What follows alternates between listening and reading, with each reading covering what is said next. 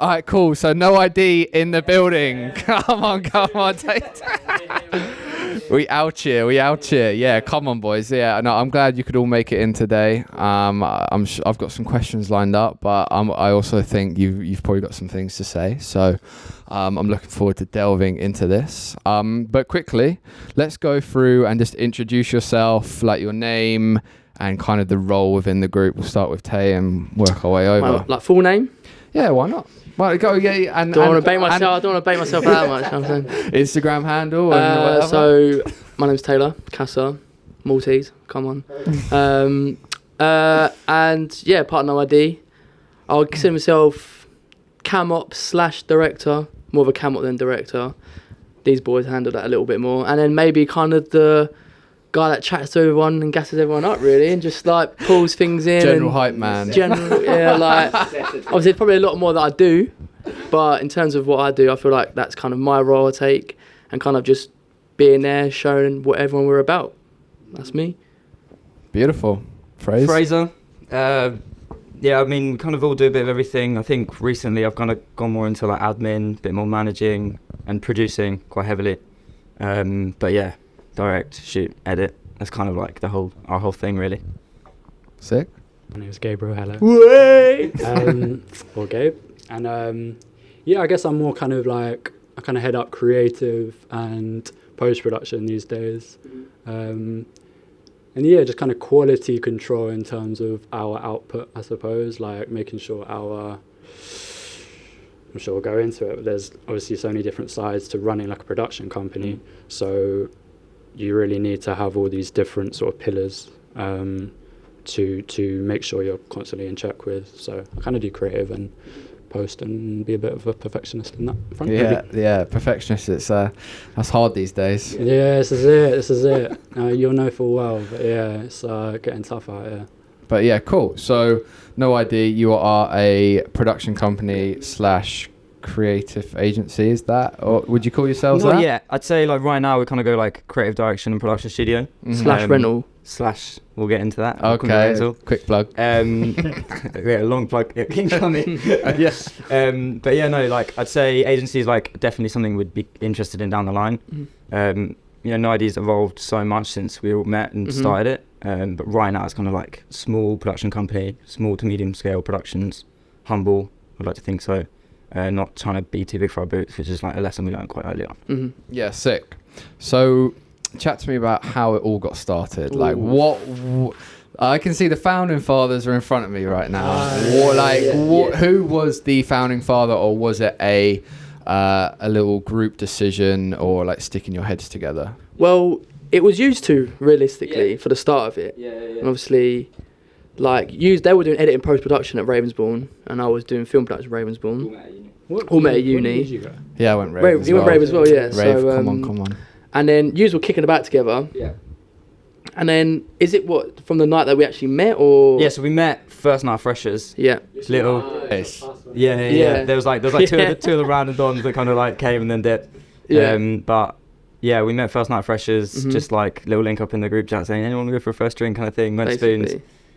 And yeah, just like being gassing each other up from the get-go, really. Yeah. Like, ended up going out that night, you know, heavy nights, but not really for some. Gabe forgot his ID, hence the original name of the year. That's how it comes through. But that's how the name and how we met. Yeah, and I think like the name, you know, is something like, at first it felt like quite an immature story, but I've grown to love it even more because it's quite representative of, you know, like we met on that first night and, you know, the chemistry was there straight away. Exactly. And also like, when, as you said, like me and Gabe kind of like initially started the company because we were, started the whatever it turned into. Yeah.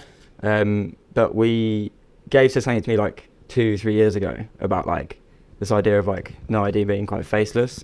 And I think that's like quite, it rings quite well with the name, because I think what we are aiming to make is something that speaks for itself. And, you know, it's not about like, oh, there's something that Taylor, Gabe and Fraser made. There's something, oh look, there's something that No ID made. And like I think we want to be so proud of it and get it to a point where we want to build a brand, and we want it to be a collective effort and it not just be about the three names. And I think that's something that we're really big on just in general.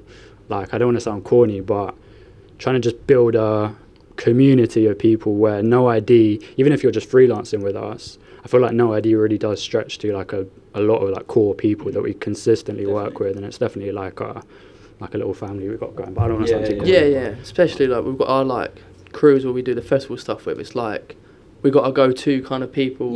I mean, you know, they obviously you've managed to get you just about on one in 2021. Yeah, just about. Never again. but yeah. Nah, Fucking destroyed it. no, but Destroyed for it. real.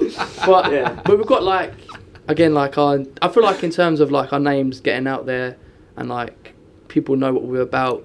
Again, we're still just kicking off, and we're still trying to get our feet in and like kind of figure out, I guess, what we're trying to do. Yeah, essentially. Sure. Yeah, I think that's we're super young, and that's probably something that's like most important for us. Is like, as I said earlier, like we don't want to grow too big for our boots too soon. We're still really trying to find our feet in the industry. So like we are aiming to be, you know, like 30 and like really proud of what we've made up all like while we're here. So you know, like we're gonna try trial and error things for now, but you know, we're festival guys at the minute. That's kind of like what we're really trying to progress and we'll see. Nice. So yeah, like a question of mine was kind of what are you guys about now, and like what are you trying to push into the industry? Like what is your voice essentially? I know that's quite a intimidating question, but I guess, well, I mean, because I feel like we're all on the same, us three are on the same page, but I feel like we've all got individual things that we want as well, which I think for sure good. Yeah, no, it's really because it's like we're more on like, because I quite like not opposing either. So like, I feel like, I mean, again, might be putting words in your mouth, but like you're very more long form and very more documentary, and kind of just wanted to like spend a long time on a certain project. Whereas I'm feel like, so at the moment, I just want to shoot, I want to do bare music videos. I just want to shoot loads, whether they like make sense or don't make sense. And I feel like, well, with you, like you kind of a little bit both. I'd say, yeah. Really, I think like for now, like right now, we're doing a lot of short form event stuff. Really, 70% of what we're doing, 8%, 90% is in the music industry. Whether it be live events, whether it be, you know, shows, whether it be festivals or music videos. And I think, as you said, like we've all kind of got like a bit of an idea of what avenues we want to go down, but like right now it's kind of like we're trying to just perfect our craft and what we're currently doing, even though it's not what we want to be doing forever. You know, we want to be known for like we didn't leave the stain on the industry of just like half-assed effort. You know, we really wanted to try our best in this one thing. Long form, like long term, you know, like there's definitely other stuff we want to be doing. You know, like I think one thing for me is like commercial documentary I'm really interested in, like long form, selling a brand with like an athlete or a person of interest. Yeah, definitely. Commercials, documentaries, that sort of thing. That's kind of where like my heart lies for sure. Because we all came into this love for I say filmmaking for lack of a better word, through very different avenues, which I find really interesting. Like Gabe's more of like a love for film.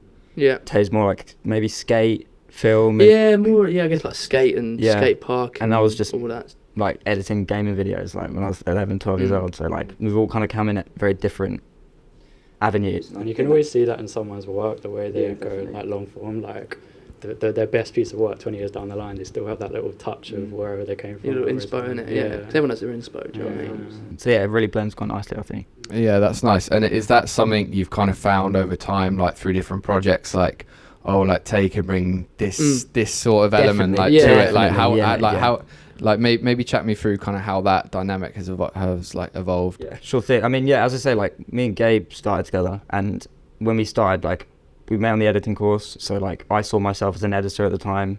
We both did, I guess, and so we were selling ourselves as that. And you know, I've steered away from editing now. It's not where my strengths lie anymore. Although I've got the qualification in it, it's like my interests are very like gone completely other ways. And I think so we kind of like we understood that like Gabe's really still continually perfecting his craft in that area, and that's really shows in some of our recent work. You know, when we started working with Tay, we noticed the energy that he'd bring to set from a personal level, and also from like I think the first proper job we did together was a Tom Grenner music video. Yeah, it was the Something Better video. Yeah, and I think like the energy you brought to that, not only from like a cam opping perspective, also just like bringing like the energy of the crew together. Right, I see. Was like without like just undeniable, and I just felt like Tay is such an enigma. It's very unorthodox, like the role that he has within the company. But it's like like what? It's just what, like, I don't know. What role? What is that on the business card? Just like hang around. I guess. just chat a little bit. But that's what I mean. It's like it's really work though. Like, Act like I know what I'm doing, Yeah. but I have no idea what I'm doing. This is the way it is. Like we just some sort of.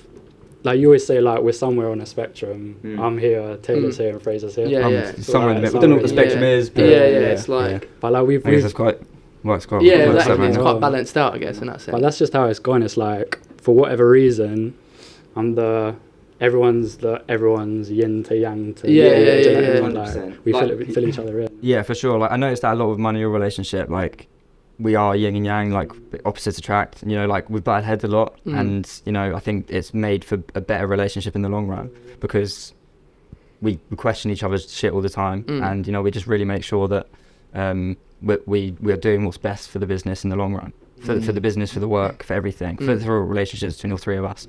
Yeah, like that's how great work is made and great companies and are formed. It's like through the different pieces of the puzzle all coming together, and like you can't do it by yourself. You really can't. Like you can try and you could be like the most talented like person out there, but if you don't have anyone fighting your corner or like laying the groundwork for other things, and like you know, think, you know, it's more of like a chart, and like when one person like goes up, you all slowly go 100%. up, and then you all kind of like elevate off of each other, and that's like that's something that is it's tricky to find in the film industry, because that has to be like quite organic, and that has to be from like a point in time. Like university was probably that like a great place to meet people like that. Sure. Otherwise it's hard to form those sorts of relationships, like when everyone's kind of doing their freelancey thing, and like you know, you can't pay someone and you're like, oh, this is not a paid thing. It's more of just like a, if this works, it works kind of thing. Definitely. I think for us, like university was definitely I'm not trying to be an advocate of Ravens sport, I can't lie, but it's definitely having that just platform of, because this, I'm not trying to slag them off, but because the course was so like lackluster, it gives you that space to do your own shit, and we were like, basically, I don't know, like in hindsight, we really even did it, but we were just working. Constantly, like 70% work, 30% uni, honestly, like really just wasn't our priority at all. And I think it's that luxury that gave us the platform to boost off of, to the point that we already have enough established material to the point that we can go off of that. But as you say, it must be difficult for people literally just starting out, because you've got bills, etc. Like, you know, exactly. Coming later in life is probably a bit more difficult. 100%, if there's other things that they've got. 100%. Like I completely credit like my success in terms of getting like a network together, not necessarily success in career, but success in getting a network together, based on like almost 2 years of like free work. And you know, I'm very privileged I was able to do that, but like I was like 17 driving up to London, and I was like, I can't afford to live here because I'm working for free, so I'm just driving up all the time.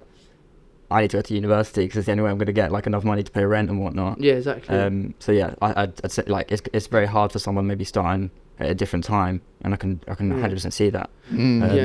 Yeah, so like what I was going to say was like a lot of people ask me, oh, do you need to go to uni to like be a good filmmaker or whatever? And like I think I always say I didn't learn too much at uni, but it put me in a space with other like-minded people, and 100%. That's invaluable. This is I think rings quite true to that. You know, like, I think I paid all that money and I'm in all that debt, and the best thing I got from it is probably the most valuable thing I could have asked for. So yeah, I'm really thankful for that, but it was definitely not necessary in my opinion. I guess it, because the way I done it was, because I guess I'm a little bit older than these guys, so well old. Not that, chill out, bro. But so I was working as a lifeguard, and nice in a children's play centre, bro, just working like and roller skating rink and all that. And but I did a year level 1.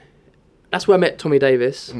Shout out. Who obviously put me on everything that I know to up until now. Class on you. But yeah, so exactly. So I'm assuming Tommy's gonna come in here at one point. Yeah, he's lined up. So obviously I did that when I was 16, and then I was like, oh mate, I just want to go and work. So I worked, and I was like, bro, this is dead. Like I need to like go and do something. So obviously so that in terms of me coming, I went out to work, did something completely different.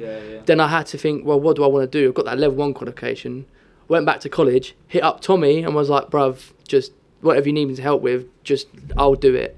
And then went back to college, and then just was like, right, the next steps, I need more contacts, I need to meet people.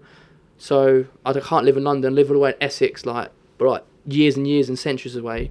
So I was like, I guess I got to come in London and then just be, as you said, like be around people, find like-minded people, and sitting there talking to you. But I mean, the amount of people that have gone to Ravensbourne and just said that exact thing of, I didn't need to go at all, but the people that I met, because I guess I probably would still be like chasing little one-off jobs, but definitely. it's just because you're around people, you boost each other up, and that's kind of how it goes. Yeah, for sure. I mean, like I had a great time at uni. Don't get me wrong. It was COVID was a bit peak. We were stuck with COVID, innit? Yeah, shit. It was like literally like halfway through second year, so like half the uni experience. That was peak. Yeah, that was dead. Yeah, that's a shame. That's actually long. I forgot about that. He's kind of blanked it from your memory. Yeah, that's actually dead, because it would have been so jokes. But it is what it is. Yeah, a good experience, and I think like the people we met, and like not just us three, like we met a lot of other people that we're continuously working with, and whether they be a bit older or same age. And we're gonna try and meet some kind of younger people from Ravensbourne soon as well. Been asked to like go back and do a little talk. So jeez, nice. That's always a nice moment. Yeah, exactly. I'm still waiting for mine. But you know, we'll bring you on as a guest. Guest of honour, and be like, you're all in my podcast now. Yeah. But like, noting on that Ravensbourne thing, when I used to cut about on set when I used to do running, and then people would go, what are you studying? I'm like, Ravensbourne. Everyone's like, okay, like, it has such a on which set, is weird. it has such a big, like, it's a good like thumbs up basically. Like when you're on set, let's say you're starting out running your first year at uni, and you cut about, and someone you go, I'm from Ravensbourne. They're instantly like, oh cool. It's known as like industry standard. Yeah, it's like they take you under your arm. Because I remember when we chat, I was like, where you go? I was like, we're like, oh shit, boom, boom. Do you know what I mean? So it's kind of like, in terms of, it's a mutual thing. It's a mutual thing. So it's kind of, obviously it's probably like about 70 grand at debt, but to get that thumbs up, it's good. Like, if you want that thumbs up, lose 70 grand. But again, that went to Ravensbourne respects it and goes, they're half decent, probably. Probably. Yeah, it's true. It's true. But then you hear about like people dropping out of uni as well, like because they get work and whatever. Which I think, I mean, if you've got enough work, then dip, bro. Yeah, our lecturers was telling me and us that like what we're doing, because we did editing, was what we're doing like wasn't the right way to get into the industry. So like it's cool that I'm making contacts at agencies and production companies, and I'm editing like cool music videos and like different projects and documentaries and events and stuff. They'd say, oh no, but realistically you have to go to a post house and you have to be a runner for a year and a half, and then you're an assistant editor, then you're an editor after about 7 years. And it's like, I just did like everything I knew about the industry. Like they're talking from like a traditional long form like way of looking at things, whereas like everything we knew was social media.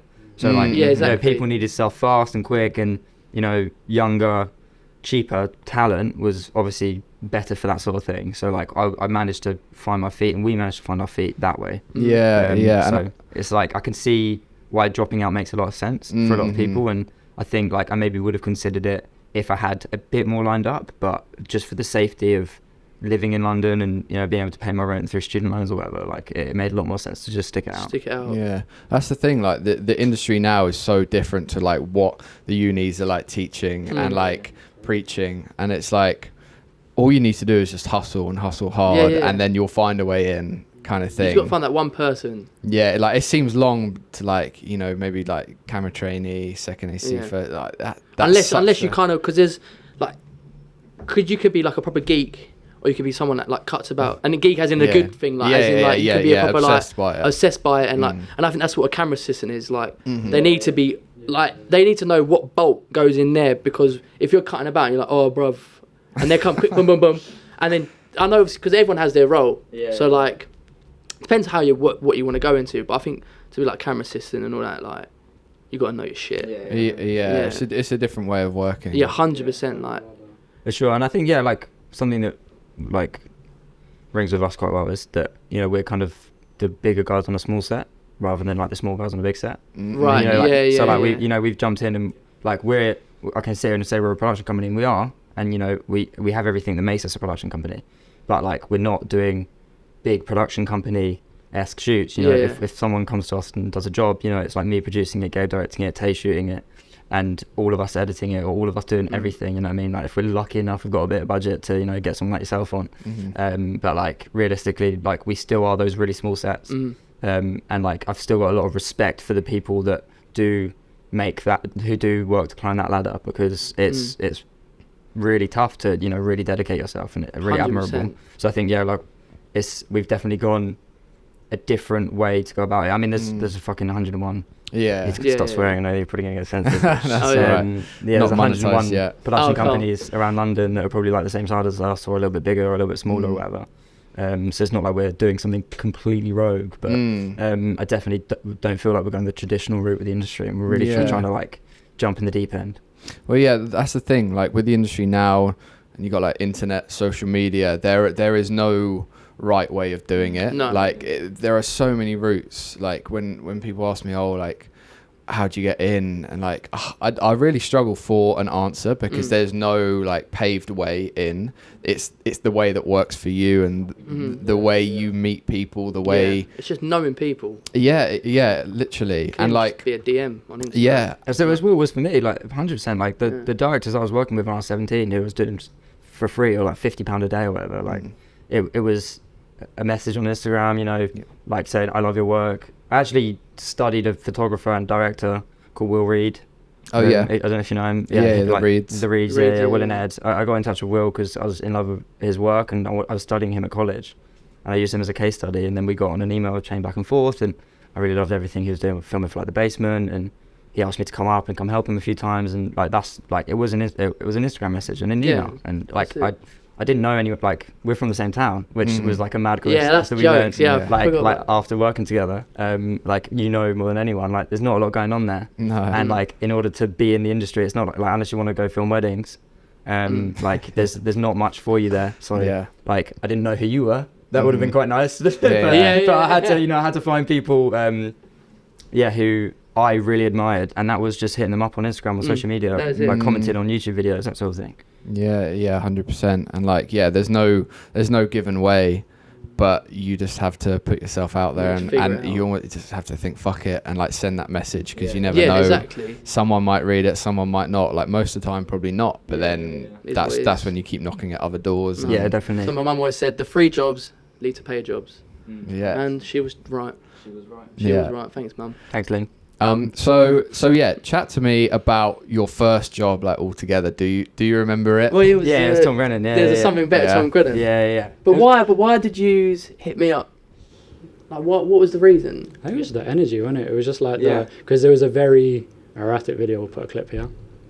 But it's just very like handheld kind of where we just needed someone to bounce off with Tom. Yeah.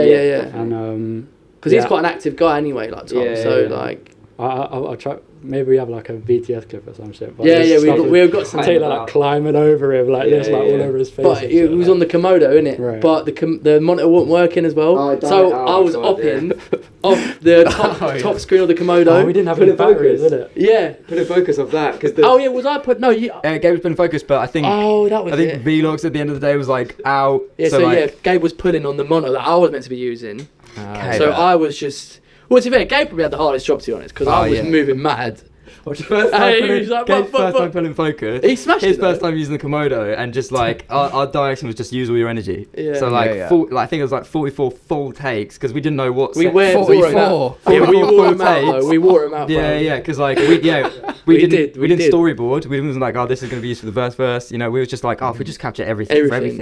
everything, then we can choose it all in the edit. He You know, did it well though. Yeah, He, it worked. It definitely I'm worked, surprised but, he like because it was effort. Like yeah. we killed him. Yeah, like it was the first time we ever got a producer on as well. So like everything up to Oh. that point, we was very like, oh, I need to book a studio. I don't know how to do that. And you know, we used a guy called Ollie Falcon, who's a friend of Will Reed's that I met, and it was really nice, you know, just allowing us to be a bit more creative, because everything up to that had just been so self-shootery. That's when it felt like I was like.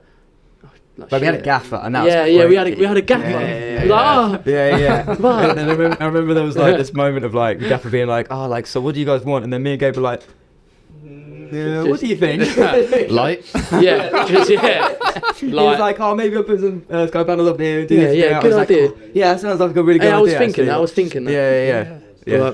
But shout out Isaac as well, for letting us use Sabotage Studios. Yeah, Great Nice. place. Always a great place there. I mean, I guess you kind of helped out on Something Safe as well, which we also shot Sabotage. Oh, was that the? Like that was my. I just got my SPS7, innit? Yeah. Oh, because we shot the documentary bit as well, didn't we? Yeah. Oh, that was it. Yeah. Yeah, like that was probably like that was mine and Gabe's first music video, and like that was shooting on A7S and. It was a great camera. I love that camera. Yeah. That's a Brilliant workhorse. camera. Yeah, great Workhorse. Started all of our careers. Well, Well, mine was a Canon 70D. okay, yeah. Oh yeah. Canon 70D shooting cocktails. Yeah, I guess mine's Yeah. No. To be fair, you'll still find me shooting some cocktails today. I did it the other night. Yeah, actually, didn't I? Friday. Yeah, I did it the other night.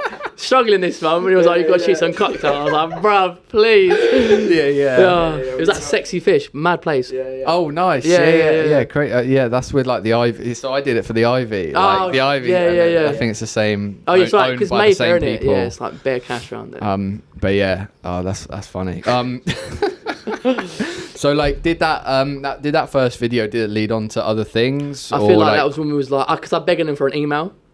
I was like, give me the ID. We just made our like Fraser with no ID, like Yeah. gave an ID, and like at that point, that we would say that's probably our first like, I guess it's Something Safe, and now like our first like proper like no ID productions. Yeah. That was maybe more when we were seeing it as like a brand of director, like it was like our brand of content more than like a production company. Yeah. And it kind of developed into that. But yeah, by that point you weren't necessarily a part of it, but you were always there. That was there because I was obviously freelancing, so I had like obviously through Tommy, hooked me up with people. So anything Tommy couldn't do, he would give to me, which is another bit of advice for anyone. Like when you start working with someone, and they start trusting you, they'll eventually give you work that they can't do or 100%. don't want to do. That makes up the majority of our work nowadays. Is like those old industry older brothers coming through. So I was working a lot with Tom, and then obviously I wanted to start finding my own feet, and obviously I saw Fraser and Gabe doing mad stuff, and I was like, and no one necessarily at that time of uni was doing stuff like that, and I was thinking I need to solidify myself with these guys because if I want to be able to do this as a job, this is probably the guys I've got to go with.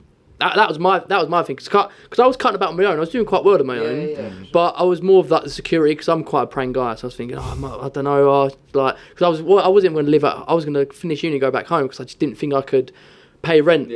Which is nuts to think. Like sometimes I sit on my balcony thinking, how the fuck have I got here? But here we go. But yeah, so I wanted to solidify myself with these guys because I knew these were doing stuff, and I knew I could bring at least something because I had some clients on my back. So I was like, if I go look, if anything I bring it to you and we do it together. And then that's kind of how I got in, which was really. Super valuable. And there was other people we were working with at uni, and not to put them down, but it felt like such an obvious connection with Tay, like from the get go. And like as I was saying, he's such an enigma and he brings so much to the set. And so much value that like I think we had to convince you. Like I don't think you realised how valuable you were. From the beginning. I still now I'm like well, everyone questions themselves though. You're not going to question yourself. It's lovely to. Yeah, it's normal. It's normal. But but from now it's been sick really. Yeah, for sure. I mean it's kind of like we incorporated as a business in 2021 officially. So kind of like in our second or third year now, and it's going really well, really well. Sick. Is it time to give Toby the present? Oh yeah, we got your little gift. Oh shit. What present? What present? Oh, what present? Yeah. What's that? It's getting a bit hot. It is getting a bit hot. Noah, It's getting a bit hot. It's getting a bit hot. It's getting a bit hot because I've got it under my t-shirt as well. Oh shit. So we got you, I don't know, large, extra large. I got options. Yeah. What do you want? I'll go XL. XL. Look at the back. You see Lovely. the back? Jeez. Let's get this. All the gear, but no idea, bro.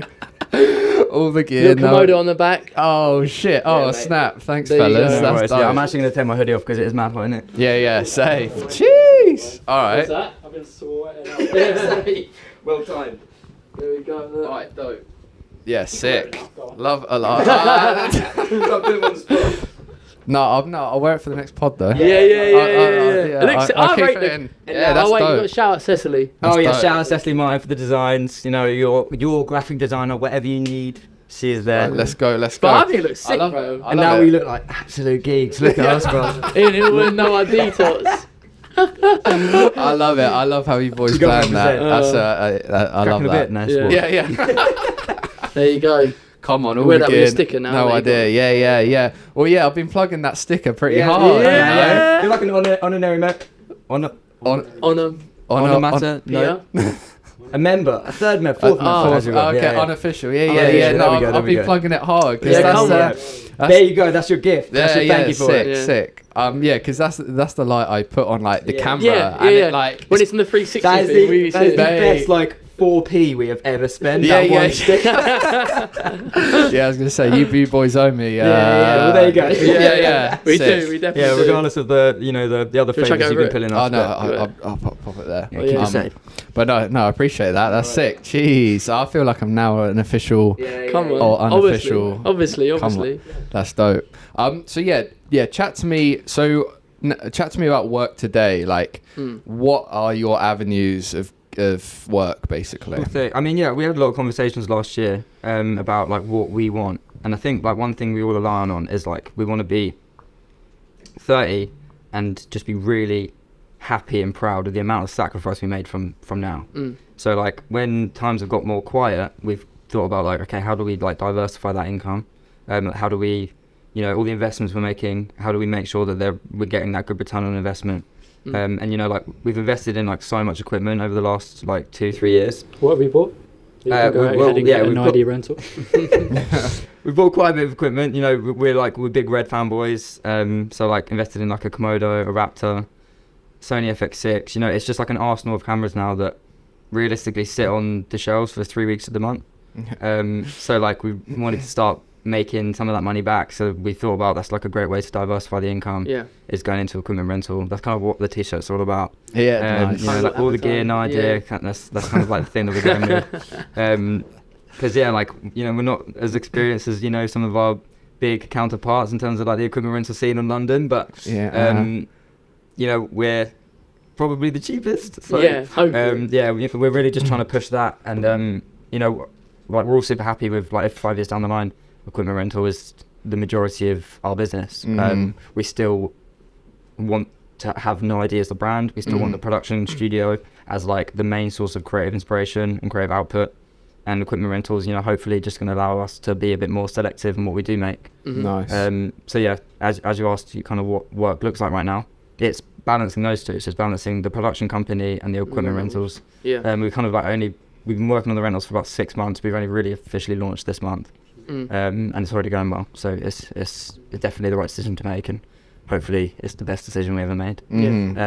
But from a creative standpoint, the work at the minute, it's music. It is music. It's what it has been for the past 3-4 years, and it's what all of our love. We love doing that sort of content. We definitely want to do other stuff, and we're really trying to make strides towards doing that. We've been doing a bit more fashion this year as well. Doing kind of like some more documentary, some self-shot stuff as well, which we've got coming up, which is really fun. First time we're doing that in a long time, because we've always been in this really busy fortnight, and we've never had the ability to be like, oh, I'll catch up on that once this busy fortnight's finished, because in a week's time that fortnight is still there, and we've always got this 2-week thing where we're just trying to balance this like ridiculous amount of work, relatively anyway. So we've finally got the ability to actually be like, okay, look, we want to really put time and effort into some projects, personal projects really. So we've got like an athlete documentary that we're going to start shooting over the course of the next 12 months. We've done like a couple of test shoots for that already. We've got some other personal projects in the pipeline. But yeah, I think like right now and for the past few years, we really have been yes men, and it's been like really like the success of the business and the downfall of the business, because we've found it so hard to say no to whatever comes our way. And that allows for creative output, but that also, there's a lot of stuff that we wouldn't necessarily wanting to be doing, but it pays the bills. So I think balancing that's been really important. As I say, it's not been, we were speaking before about this, like it's not been that busy for us this year.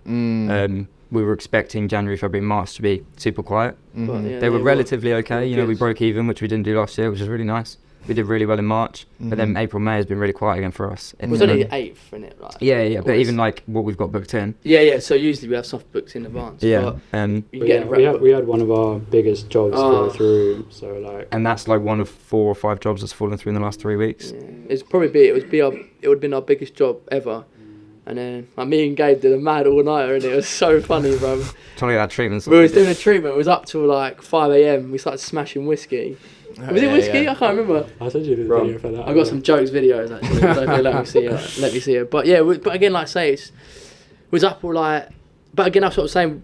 We've got to do these late nighters, and we've got to do these big things, because that big job, if it went through, would have been calm. It would have been banging. Yeah. And then again, if these people come through again, we're going to do it again, because we don't have these big jobs come through all the time. If our emails were filled with like 100k budgets, 60k budgets, then we could be like, oh no, cool. But when these come in, we don't have them, so we've got to we've got to stay up till 5 a.m. until we get that fat budget come through. And like you do have to be yes men until you hit that point of maybe we can say no to this one kind of thing. Exactly. Yeah. What was that point for you? Like, do you feel like you're in that point where you can be more selective now? Yeah, definitely. It's good.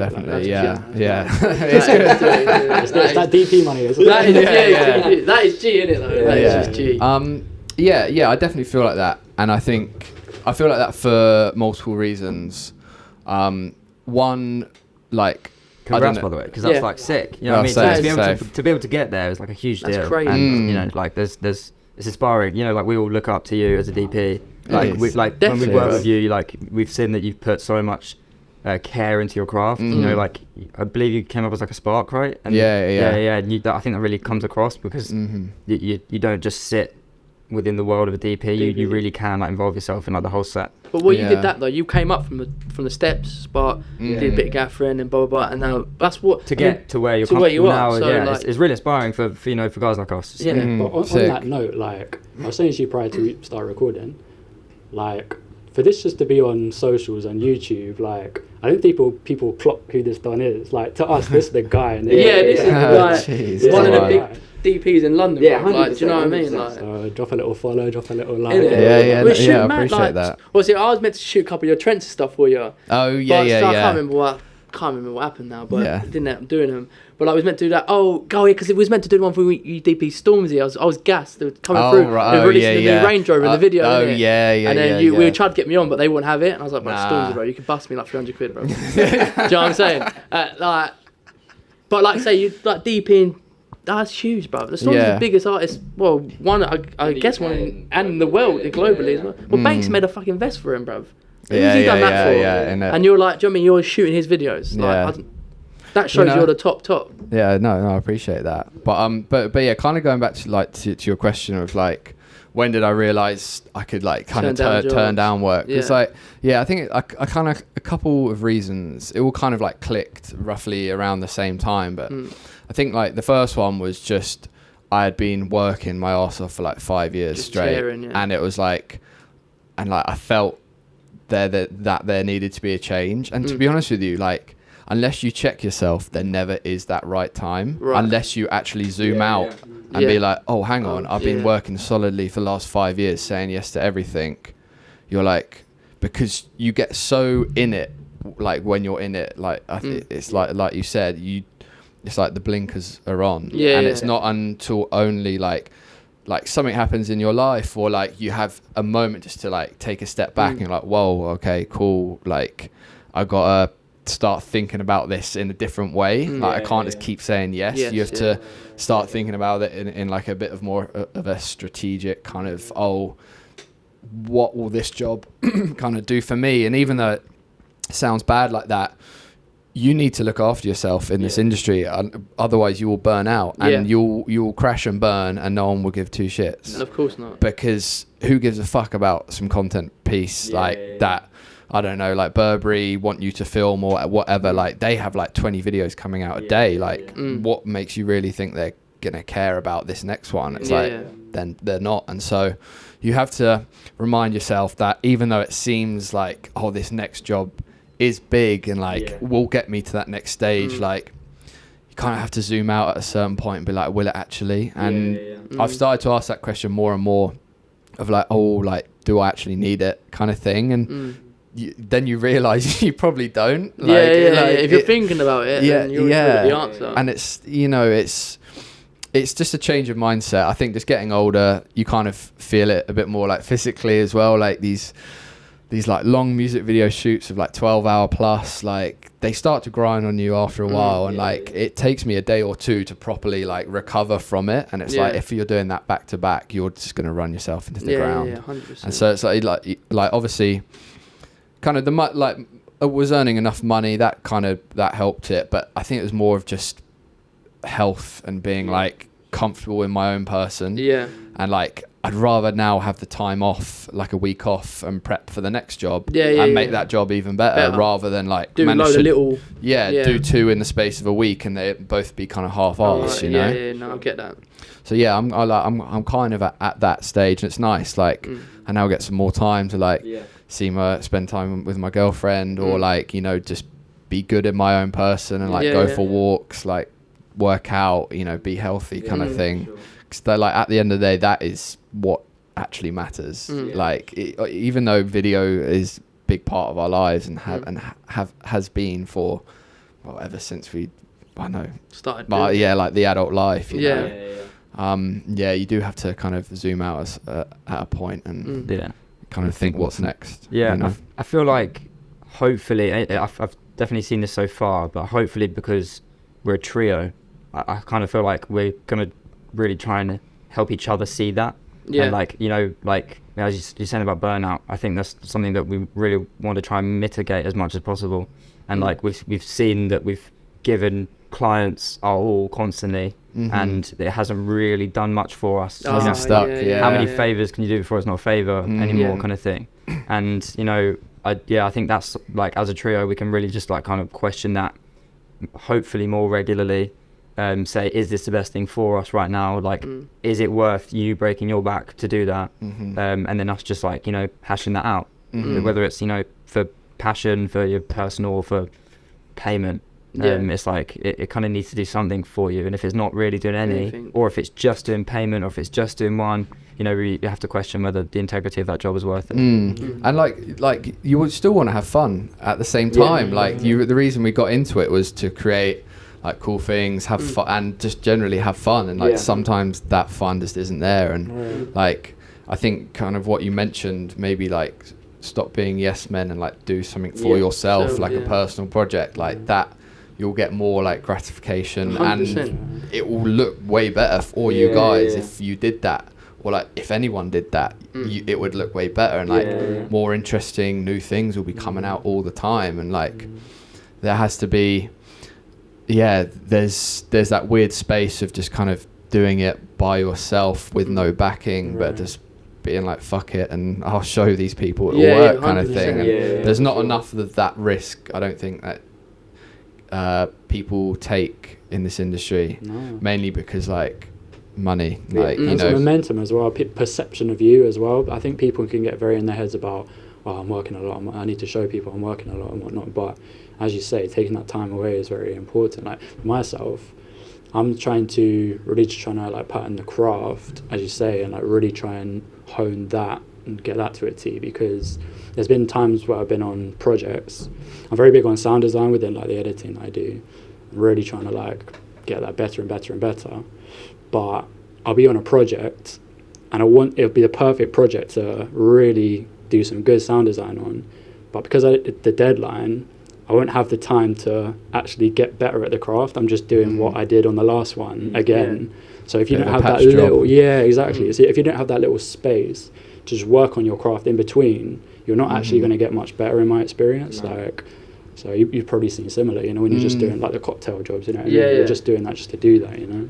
Yeah, exactly. And like obviously now I run the trenches and stuff, and like I'm loving it. Like I found the whole process just generally quite enriching from like many a point. But yeah, it's like I would like to maybe not edit for like, you know, and like I went on holiday recently. I'd like to edit like a holiday video that I did, and it's like, I've just been in Premiere for like 10 hours today. Like the last thing I want to do is now edit a holiday video, and it's like, you know, just things like that, which kind of like get at you over time. 100%.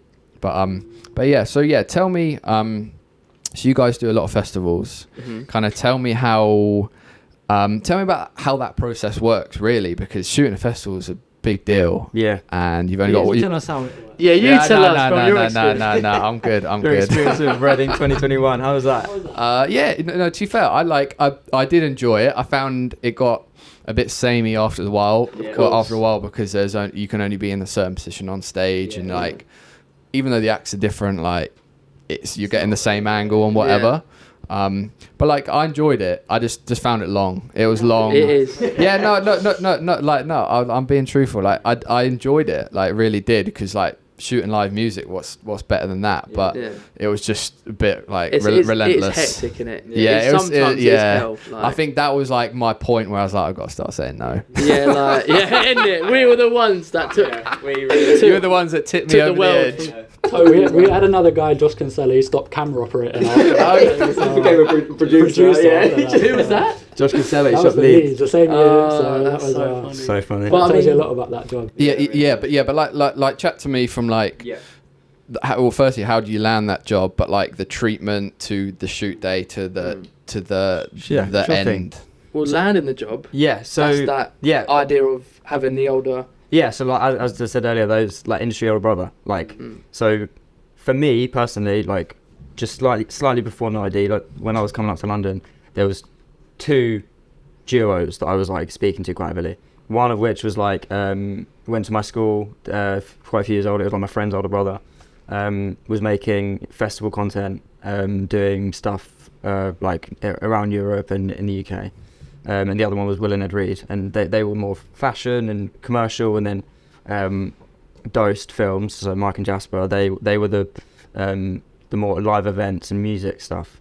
And I started working as like a editor for them, and then I used to have like one of those stereoscopic cameras.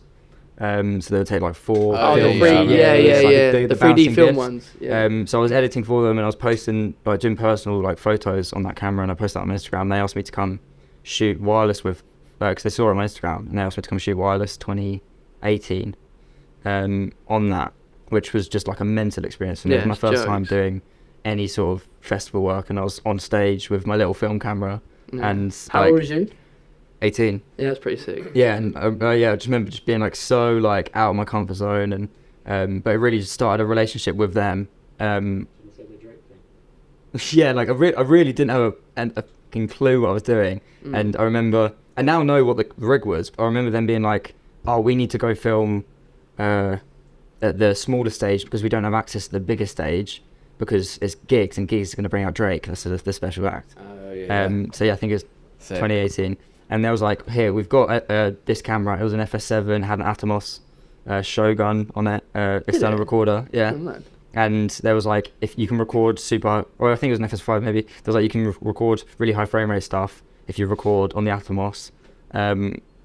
Here's your first time using a camera. I'd only ever touched an A7S or my like Canon, and they just gave me this massive shoulder rig. Atmos is a hell anyway. Yeah. You know what I mean? Yeah, Like, and there was just like tap records, it'll be fine. And I was like, yeah, perfect.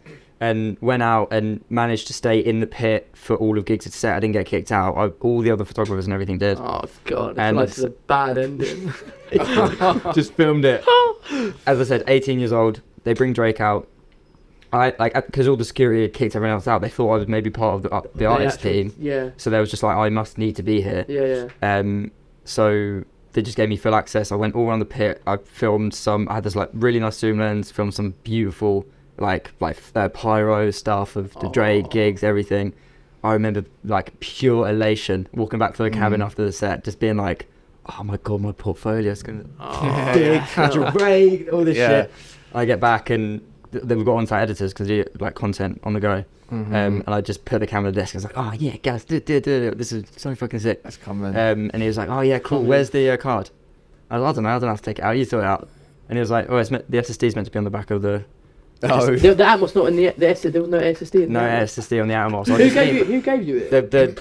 The guys, but like they. That's not your fault, bro. I don't know. Like maybe they told me, maybe they didn't. I don't remember. But either way, it was such a rush and just didn't have the SSD plugged into it. Just lost I didn't even lose the footage because it didn't exist. Atmos doesn't tell you that there's no thing on the. Like I didn't know anyway. So you just watched it for a camera. That's what someone said for a camera. That's dead. Yeah. I'd rather just not have the camera of me. I'd rather just stood there. Yeah. So these guys and those Just like, love taking the piss out of me for that. Love it. But yeah, I didn't know what I was doing, and I think that's like that shows. And like I shot that for them on that stereoscopic camera, and then they had Reading Leeds a couple of weeks later, and they was like, "Oh, we need an on-site editor. Do you want to come do that?" And I said, "Yeah, of course, I'd love to do that." And you know, it's not as glamorous. You go sit in a cabin behind main stage, and it's really loud, and you don't get out too much. You get out a little bit, but you're making all the content that's going out live on the socials. But it really gave me a great understanding of what's needed for a festival in terms of content production, because I knew when footage wasn't being dumped often enough. I knew when cameras needed to be getting different style of content. I knew all the different ins and outs of what was needed for me to be able to deliver the right kind of content as soon as possible, and then also could start to see for the after movie that was going to be delivered 2 months later, I could start to see like what kind of footage was necessary. I think we can all agree that Dost's festival content in 2018 was some of the best that we'd ever seen. And they've really stepped it up from it being like a highlights film to, you know, really feeling like a bit of a movie. To this day, I think it's like the Reading 2018. I think is one of my favourite edits that I've ever watched. Like, and I still reference it. And every day, like I tell Mike, not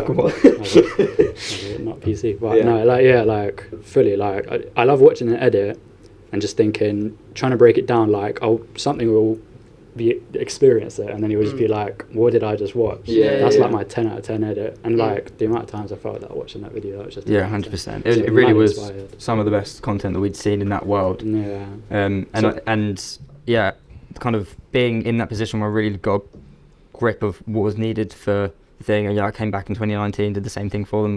We both were on-site editors for Leeds, did the same thing at Wireless 2019. That experience for like 2-3 years of being like content on site, doing the on-site editing and stuff. And then also expressing to Dost that I've started an ID, it's our little thing. We now share an office with them because they had some space, and we said we could, like, we're in here all the time editing for your stuff, and we see you've got some desk space, can we just like move in, pay rent, whatever. Because we were in their vicinity and we knew festivals. COVID came around, there was no festivals that year. The year after that, Dost were in a position where they thought, they really wanted to come away, move away from that style of content that they've been doing for so many years. It was a natural progression for them to recommend us to that client. And we still pitched in the same way. We still haggled with budget and everything. It wasn't just given to us on a plate. But that's kind of like what got us into winning like Reading and Leeds and Wireless in 2021. Sick. Which is kind of like our first like year of directing these festivals. Sick. And like with like when the client is chatting to you, like what is in your treatment for a festival? Because like festivals are so broad, and you're like, we're just gonna capture your festival. Like, what did you get specific with that? Or do you want to touch on our approach on how we've tried to like implement, the mid-come scene and the more like documentary-esque approach to these highlight films, maybe? Yeah, I'm trying to think back. I remember for our 21 pitch, because Reading Leeds and Wireless are both owned by the same parent company, so we pitched us for both. I think we're all in one treatment. Yeah. And remember us sitting down, proper like, we were living together in Limehouse, so we were like proper like sat down like, this is it, kind of thing, like proper trying to pitch it. And I'm trying to think back for 21 what our like USP with it we tried to push. I think we were just trying to... It was coming back from a year of no festivals with this like small narrative cutscene in the middle that was essentially like we were going to wait for, it ended up being Stormzy, an artist, to have like a really passionate speech about it's along the lines of, it's so amazing to be back here dancing together again. Slow motion footage, really emotional midway through the video.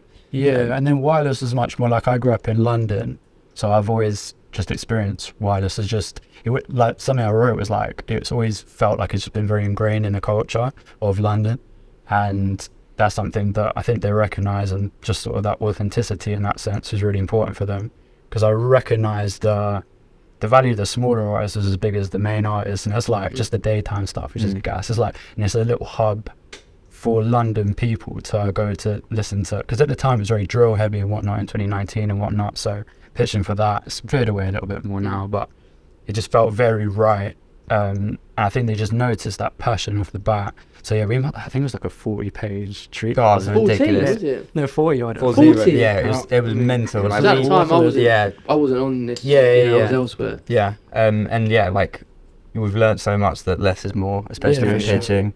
Like we used to put paragraphs on our treatments, and it's just not worth it. Like you People really just want pictures. Yeah, for sure. But like at the time, we really thought we had to put like our everything into this one document. So we probably put more work and effort into that than our dissertations or something. You know what I mean? So, and it was successful, and we won it. And from there, we've been able to we developed the concept more in 2022.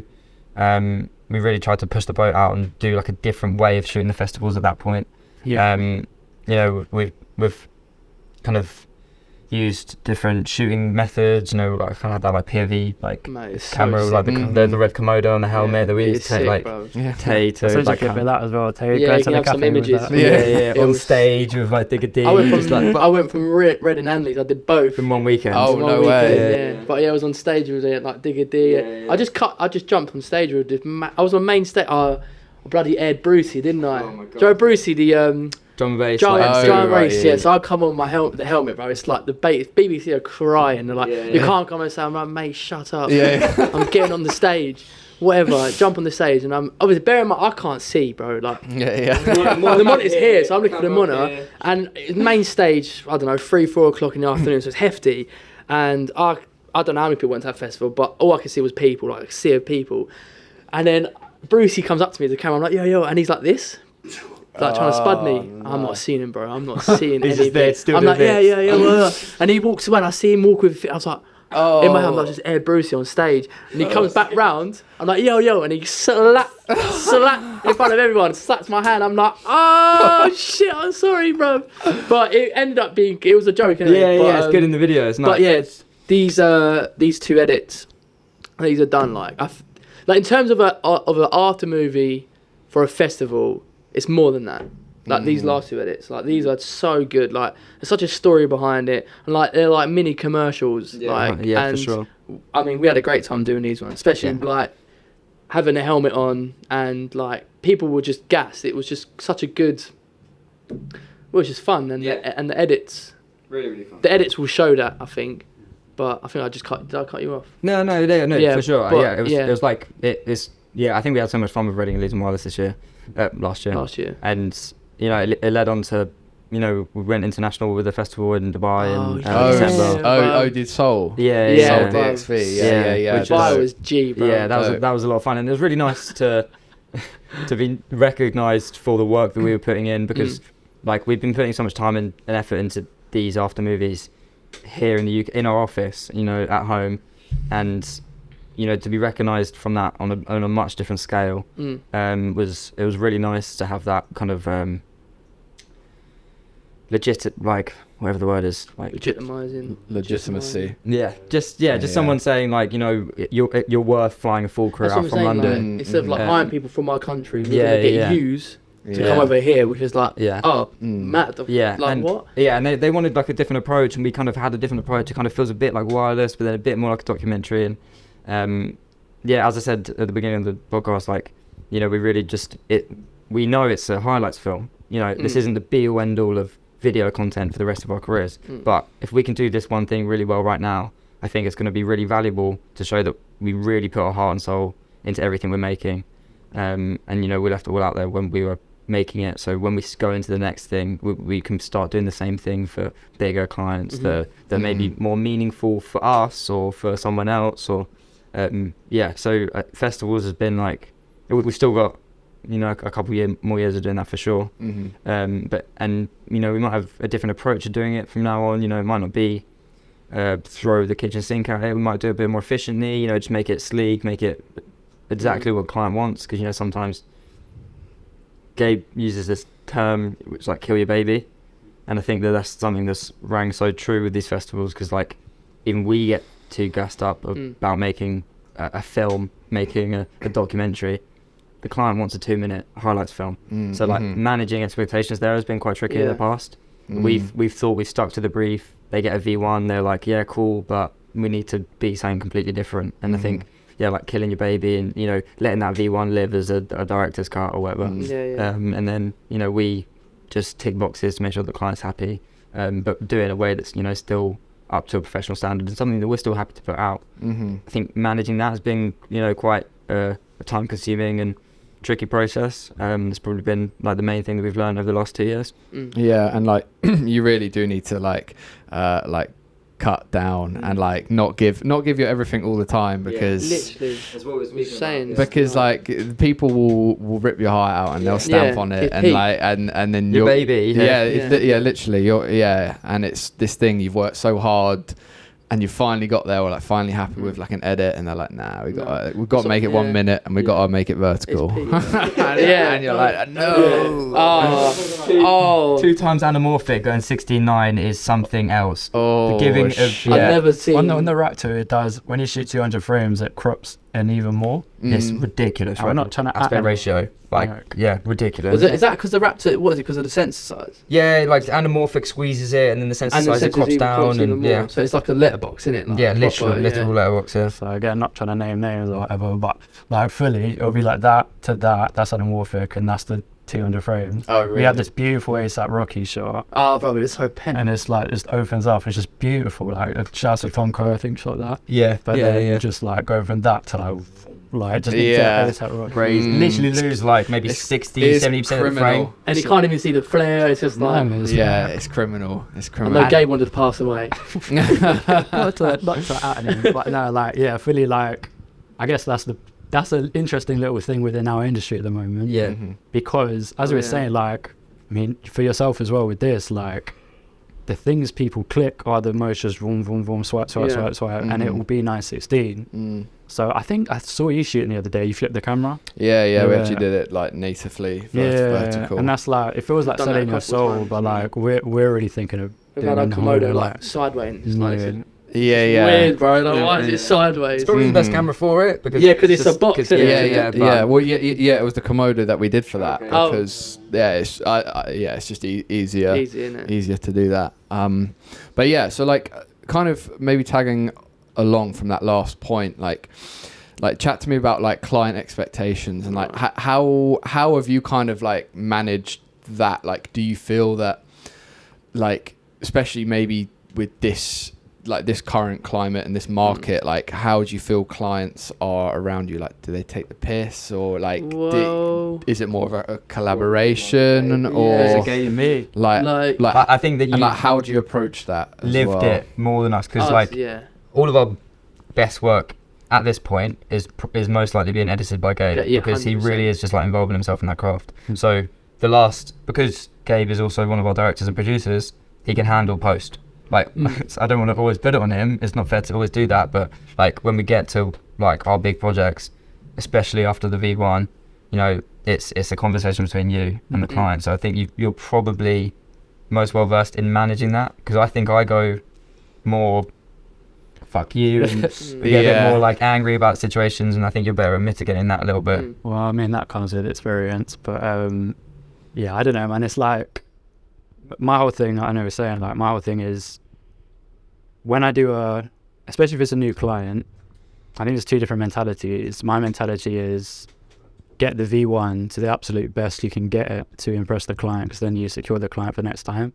Or you can go the route of don't pattern it too much, because they're going to fuck it up anyway, so you might as well just, you know, let it go. For me personally, like, the reason I got into this is because I want to try to be the best at my craft that I can be. Like, I'm proper determined like that to try and really get good at it. And so these after movies and whatnot have been a great sort of vehicle to try and attack that and just really touch up and get better at narrative and storytelling and pacing and sound design. So I put like a lot of work into, you know, we just done Leeds. That's 3 minutes, and it's like the edit day to second ratio, it might be a few days for 10 seconds or so, do you know what I mean? Because it's so, like, we just did pickups, like, we didn't always. It's so good though. Like, it is 10 out of 10. Yeah, and what did the client come back on that and was like? So today I sent it off. Okay. I sent it off. So it's like, nice. It's I'm awaiting that. Yeah. But I've really kind of, my soul is a bit numb at this point when it comes to that, because I feel like I can expect it now. Like we had one, I'm not going to name names, but we had one where it's like, I think we were all gassed with it. We had just done beginning of the year, and then you get the class, you get the change the track, or you get the maybe I think we need a bit more branding or whatever, and you've got to add in like 20 brands and all of this. So it's a very tricky one. I don't think I've hit the end of it yet, but it's very much about swallowing your pride and keeping the client happy, because at the end of the day, they're the people paying you, and it's their asset. You're really just a vehicle for them to have something. So certain clients are a lot more willing to give you that creative control, but others are very like box ticky, really. So we need this. So as Taylor was touching on, sometimes you have to know just when to just tick their boxes. And then just because that was what we were saying. 'Cause, like we've just at the moment, like I said, we've given our best. We've always just given the best, and like sometimes feel like we've just been putting a fire in the squad and just shot down, bro. So I was chatting the other day, and I was like, we need to figure out when it's beneficial for us to give our best, or when it's like, right, not that they don't give a shit. It's like they just want something to put out. So it's like there needs some content we can take time on, and some content needs just to be like. Not and again, the content that we need to tick the boxes. It's still going to be 10 out of 10, but maybe not our 10 out of 10. But it needs to be for them to be happy, and then to come back to us. Like sometimes it's probably got to be a 3-day turnaround. Maybe not even that. Maybe it's got to be film, edit 2 days, back and forth an email chain for like half a day, done. So within 3 days they've got it finished. And then some content does need to be longer, but that's when. Sometimes our content takes longer to make because we're trying to make it the best it can be, and some people don't really care. They just don't care that it's going to be the best, but they just want it out to get maybe 200-300 likes, 500 likes, however many likes they want. That's done. Maybe delete it in 3 months. Boom. Do you know what I'm saying? So it's like you got to pick your battles. Yeah, basically. And I think that's what it's going to be 2023. I think just really finding a balance of that, because again, for me, I don't want to just sell my soul, give up, and just like. Be outputting content that I know works and we're getting paid, but what am I getting from that? Do you know what I mean? Like you get paid, but that's when our personal projects come in, and maybe them personal projects can fill in the void of we're not selling our souls. And also just picking projects that if it's bigger than the last job you did, that's the time when you're thinking, okay, this is gonna grow us as an asset. We're gonna look better. We're gonna look better as a result of putting that into your portfolio. So being just more choosy this year, I think, and just taking that time off to harness your craft, and taking that time to go away and think, how can I make that better? You know? Yeah, for sure. Like just from chatting to you boys now, and obviously kind of knowing you, like you're all quite like switched on and very like business savvy. Like, has that something that's always kind of been like in the forefront of your material, like in this company? Yeah, well, I feel like it wasn't the goal from the get-go necessarily. The initial conversations that me and Gabe had was like, why don't we said start something, and it more meant for us, like, why don't we really try and start doing something for us. We'd done like a couple like jobs together outside of uni, and there was like people at uni that started putting like little groups together, which, you know, they were calling production companies or whatever, and they were just group chats and sending memes and whatever. And I think Danny DeVito fan club or something. It was literally that. Wait, was that the big Ravensbourne group chat? Nah, it was a few people in editing. There's one of it was Joe, bro. I was like, weirdo, bro. But yeah, like people were like had that motivation. It's like, oh yeah, let's start something, but nothing ever happened. And I think that we had that motivation to, like, because we wanted that for ourselves. You know, we wanted to really put time and effort in something that wasn't just uni work. And so we started, as I said earlier, like this idea of like creating a brand of content. And that's what No Idea was originally. And I think that for me personally, as I've been trying to navigate all the admin of running a small business, I've really started to enjoy that side of things, that business side of things, that kind of like managerial mindset. So it wasn't obvious from the get-go. I got into this through a love of film, and I've found this love for business as well. So I think, you know, we all constantly are talking about business strategy, about how we want to execute things in order to make sure that we're growing. effectively, sustainably, and also not forgetting about the roots of what we want our business to be. So yeah, in answer to your question, no, it wasn't necessarily obvious from the get-go, but we've really found a love for that, and like our goal for what we want by like in the next 5 years is a business that not runs itself but is self-sufficient and doesn't rely on the amount of sacrifice that we're putting in right now, because right now it's probably an unsustainable lifestyle. But we're doing that because we wholeheartedly believe that this is the best thing to do. This is the best way to spend our time right now. And yeah, like and so what are the next steps for you guys to kind of secure your future in the industry? Next step. Yeah, I think that changes quite often. Like I think if you'd asked us that last year, it was like, oh, we want to hire someone. We want someone to be on payroll that can help out with editing and admin and camera and whatever. And we tried that a little bit, and I think there was an element of like growing too quickly. Like we don't turn over the most amount of money ever, but we turn over enough to invest in new equipment, enough to pay ourselves a salary. But yeah, I think the next steps is really about establishing the pillars of our brand. So say like this time next year, we're not really, like say for equipment rentals, for the two pillars is production and equipment rental. For the rentals, like the profit isn't the motivating factor right now, because we're really lucky that we'd be able to start this business, this rental business that so beautifully coincides with our main business, because we buy the equipment for both. They're all under this one umbrella, and I think that those rentals, we're not worried about turning a massive profit yet. We just want to become the guys that you go to when you need equipment, whether it's you need it last minute, whether you need it long term, whether you need it for a favor. It's like we want to be reliable for people, and that probably doesn't come with a lot of profit in the get-go. We want to.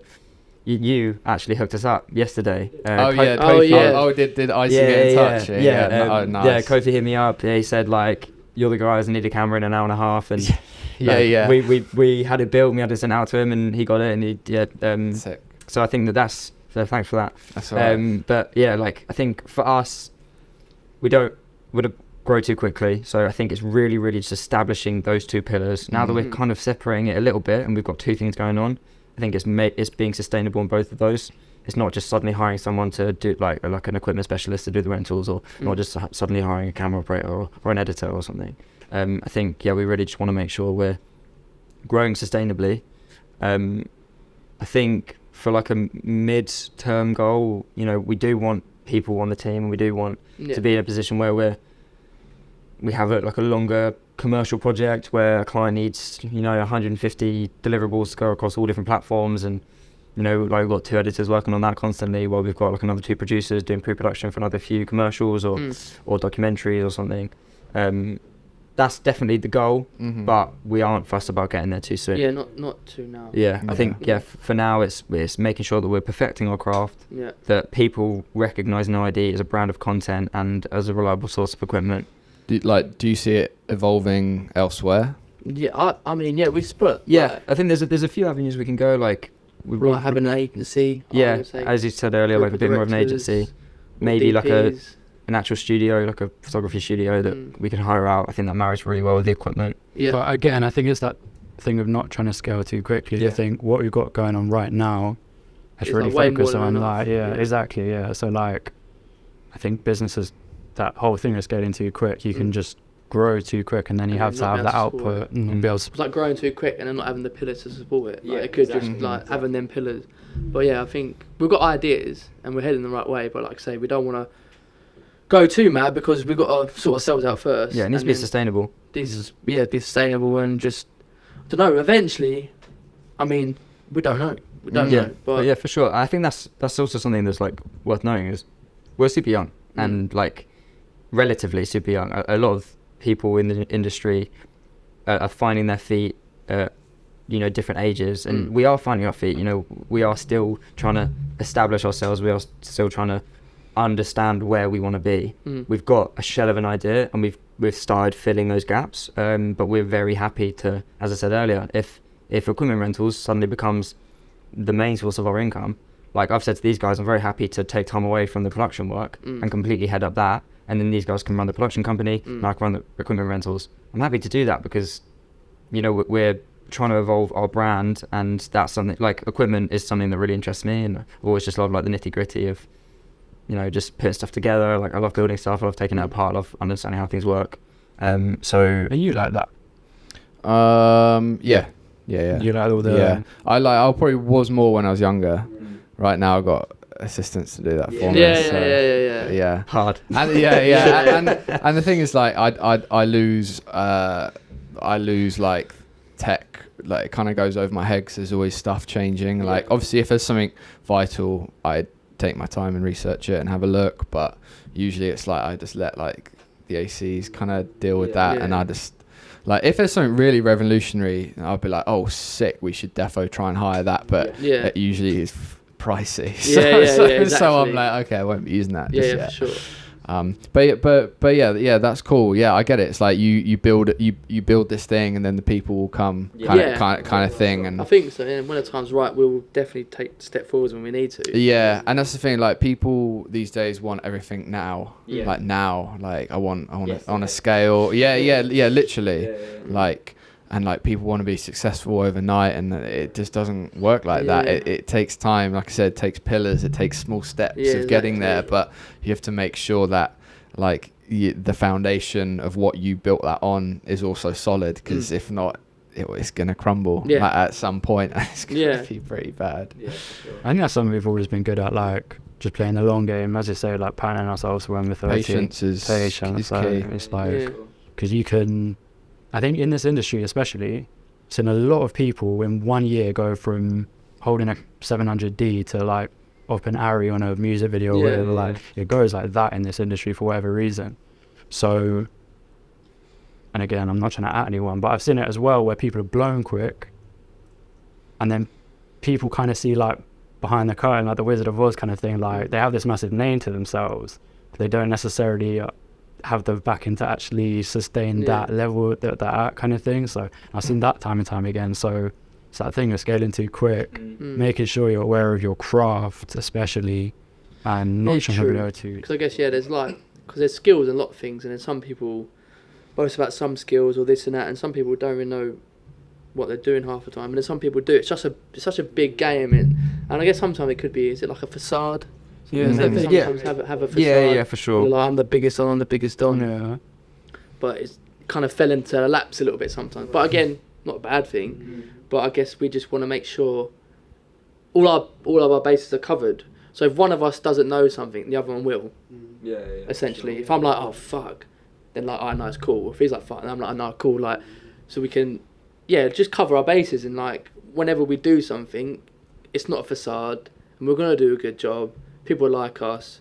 We're not too cocky. We're not too big-headed. We just want to make cool stuff. And if people want to make cool stuff with us, then more than welcome to. If not, do it somewhere else, I guess.